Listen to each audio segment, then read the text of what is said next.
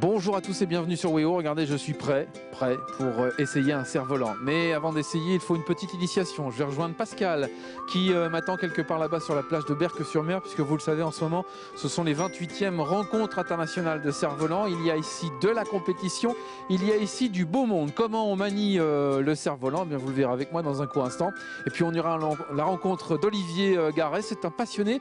Son truc à lui, c'est le kitesurf et le paddle. A tout de suite, c'est Grand Place.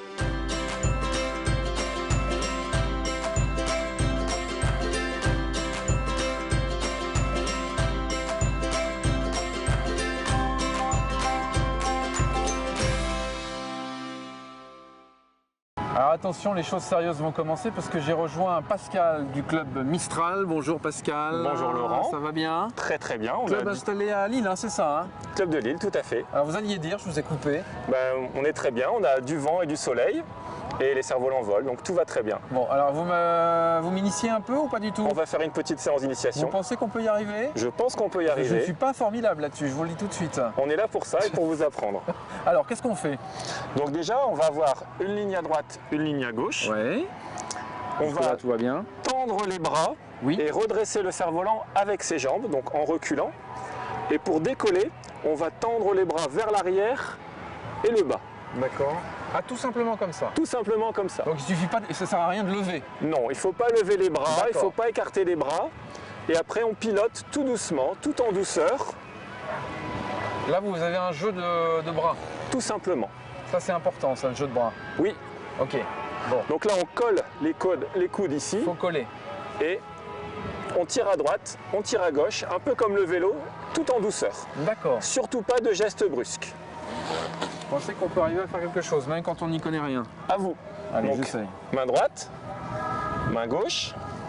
Comme ça, donc? On tend les bras. On tend les bras. On redresse le cerf-volant en reculant avec les jambes. Non, on recule avec les jambes. Pardon, excusez-moi. Voilà, on recule et on tire vers le haut. Voilà. Oh, c'est parti Pascal. Voilà. C'est bien. Ah, j'aime bien quand vous restez avec moi comme ça va mieux. Beaucoup mieux, c'est très très simple à manier en fait quand vous êtes là en fait. Alors, on va juste tirer à droite, tirer à gauche. D'accord. Et on laisse le cerf-volant aller en fait. Là, vous êtes trop crispé. Je suis un peu crispé, hein, je suis un peu tendu. C'est normal. Là, je vois en fait les fils qui se croisent, c'est pas grave. Alors en fait, on peut faire plusieurs tours, regardez. Quand on tire fort, ça fait plusieurs tours. D'accord. Et ça n'empêche pas de piloter parce que les lignes sont de bonne qualité. Ok. En fait, c'est comme quand on fait de la voiture, il faut avoir des bons pneus. Et bien là, il faut avoir des bonnes lignes. Ok. Quelles sont les difficultés de la maniabilité? Est-ce que c'est compliqué à manier simplement? Non, c'est pas compliqué, il faut être patient et y aller tout en douceur. En fait, si on fait des gestes brusques et si on n'a pas les conseils de base, forcément, c'est un petit peu plus difficile. Voilà. Et il ne faut pas aller contre le vent? Alors bien sûr, il faut travailler avec le vent dans le dos. Est-ce qu'on peut faire du cerf-volant avec n'importe quel type de vent ou est-ce qu'il en faut quand même un minimum? Alors après, on a du matériel adapté au vent. Donc quand on n'a pas beaucoup de vent, on a un cerf-volant léger. Et quand on a beaucoup de vent, on va avoir un cerf-volant avec des trous pour laisser passer l'air de façon à avoir moins de traction dans le cerf-volant. D'accord. On est bien comme ça avec Pascal derrière, tout va bien. Hein, ça se... Oula, Pascal n'est plus là. Alors, oulala, oulala, oulala. Voilà, et ben voilà. Très bien, Pascal, venez à mon secours. Il est tombé. Bon, rien à faire, je vais garder Pascal pour faire l'initiation et pour continuer. Vous, au Club Mistral, vous proposez des initiations également? Alors, aussi des initiations ici à Berck, c'est la 4e année qu'on le fait. On en fait aussi sur d'autres festivals dans la région.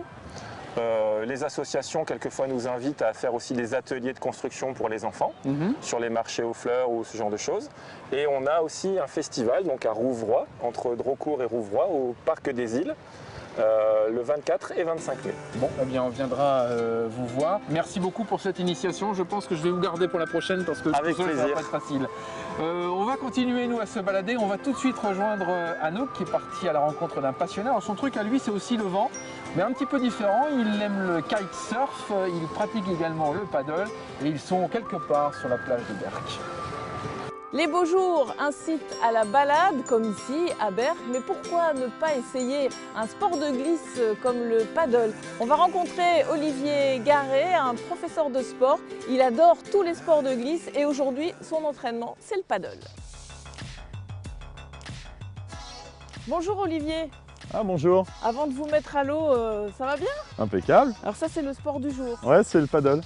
Le paddle sur l'eau, pas besoin de vent. Pas besoin de vent. Donc là aujourd'hui il n'y a pas de vent, ça va être parfait pour faire cette activité. Et la mer pas trop calme, c'est bon? Ah si, elle est calme mais c'est bien. Du coup ça glisse bien.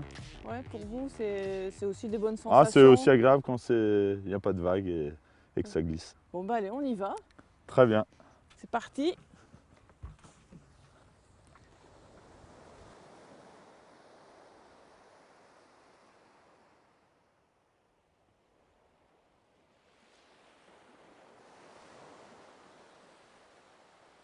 Olivier, à marée basse, c'est pas mal, hein? Ah, il faut marcher. Là, on est bien échauffé pour le paddle? Ah, ça fait partie ouais, de l'échauffement de l'activité. Pas besoin de... Le portage. Non, c'est bon, on a Non, bah, pas après, besoin d'effort. Après, à On l'eau. s'échauffe tranquille.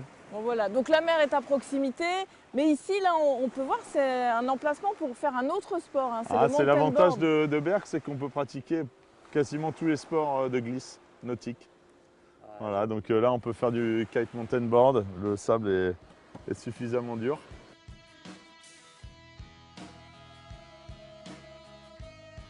Alors c'est quoi ce sport, le kite mountain board? Donc c'est une variante du kitesurf en fait, c'est le kitesurf sur le sable avec un gros skate. Voilà, et on peut faire les mêmes figures qu'en kite. Et les sensations qu'on Les a avec sensations ça? c'est extra, c'est de voler au-dessus du sol dur. Il y a une prise de risque, il y a une sensation de vertige. C'est de la glisse, c'est un mélange de plein de sensations.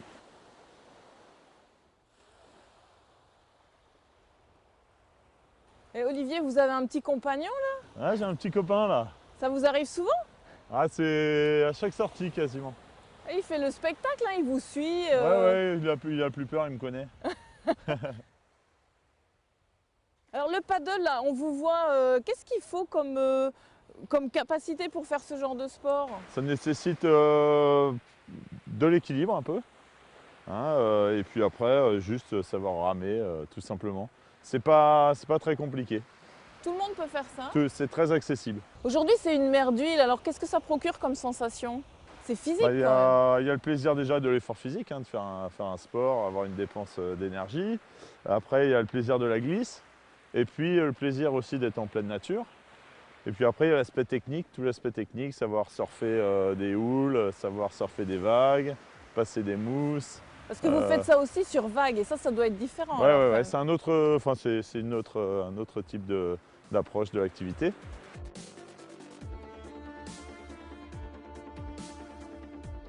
À chaque fois, c'est des sensations nouvelles, des grosses sensations, des sensations un peu extrêmes. Vous avez besoin de ça? Ah oui, j'ai besoin de ça. J'ai besoin de ça. Dès qu'on y a goûté, on ne peut plus s'arrêter. Vous avez commencé par la planche à voile en fait? J'ai commencé par la planche à voile, après j'ai fait 10 ans de kitesurf et kite mountain board, voilà, en compétition.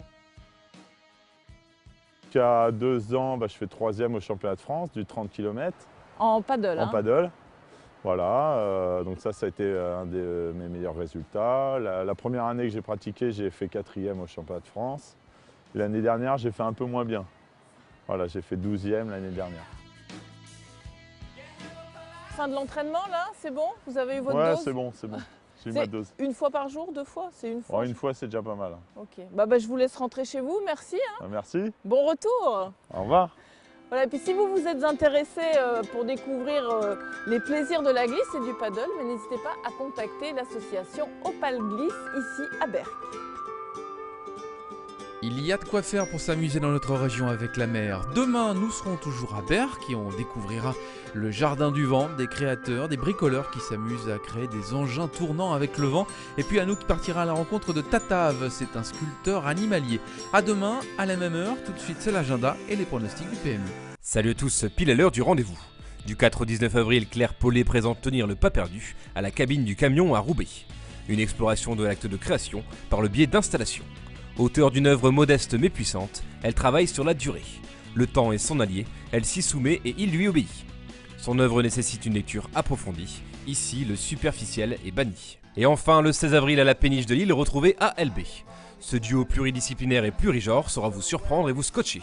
L'extrait que je vous propose, c'est de l'acoustique, ça devrait vous plaire. Salut!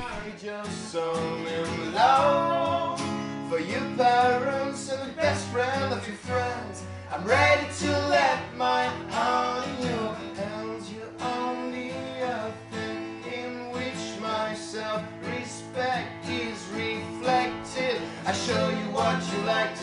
tell you what you want to hear. And be what Les points de vente PMU du Nord-Pas-de-Calais vous présentent leur pronostic Quintet Plus. Bonjour téléspectateurs de WEO, je suis Michel Durand, bar tabac le Beaulieu à Lambersart. Je vous donne mon pronostic pour le quintet de ce mercredi 16 avril à Pontchâteau. Alors le 16, le 8, l'As, le 6 et le 4. Je vous rappelle que la tirelire s'élève à 7 350 000 €. Vous pouvez venir parier chez moi tous les jours au Beaulieu, du lundi au vendredi de 7h à 20h, le samedi de 8h à 20h et les dimanches de 8h à 13h. Je souhaite bonne chance à tous les parieurs de WEO. Donc venez vite au Beaulieu, 149 rue du Bourg à Lambersart. Merci. PMU, on parie que vous allez gagner. Et avec Paris et Spot, les chevaux sont sélectionnés pour vous. Tout le monde peut gagner.